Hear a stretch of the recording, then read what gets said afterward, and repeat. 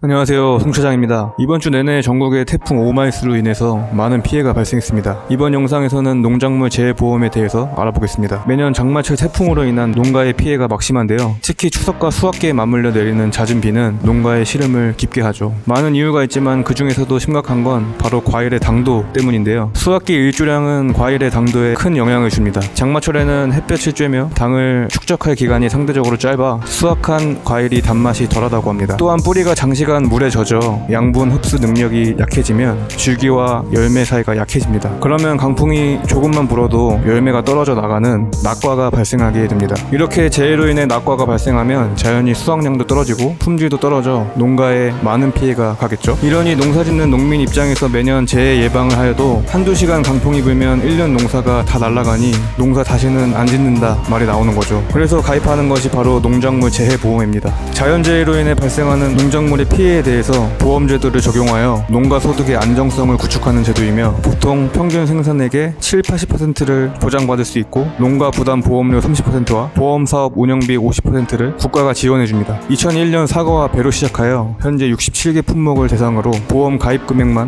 21조 원이 넘는다고 합니다. 그런데 이러한 농작물 재해보험에도 불만의 목소리가 많은데요. 바로 턱없이 낮은 재해보상 기준 때문이라고 합니다. 지난해부터 사과, 배, 단감 등 과수 4종에 대해서 전체 피해액의 보상 범위가 80%에서 50%로 떨어졌습니다. 농가에서 재해보험에 가입할 때 피해 보상 금액과 보험금 납입액에 따라서 보상 금액의 계약자가 비율을 정해서 차감하는 자기 부담 비율을 설정하게 되는데요. 예를 들어서 1억의 재해 피해를 입은 경우에 과거에는 피해액의 80%인 8천만 원 보상액에서 20% 자부담률을 제해서 6,400만 원을 수령한다면 현재는 5천만 원에서 20% 자부담률을 제하면 4천만 원을 수령하게 되겠죠. 이러니 농업인이 보험 혜택을 받지 못하는 구조이며 심지어 한번 보상금을 받을 경우에 자부담률이 너무 높아집니다. 또한 작년 초 농가를 괴롭힌 냉해가 여전히 특이하게도 피해 대상으로 포함되지 않아 보험제도의 취지를 무색하게 하여 농가가 재해보험에만 의지하기엔 부족하다는 목소리가 커지고 있습니다. 또한 재해보험을 못하는 상황의 농가인 경우 어떠한 곳에도 기댈 수 없는 실정이죠. 제한된 대상 품목과 까다로운 지급 조건,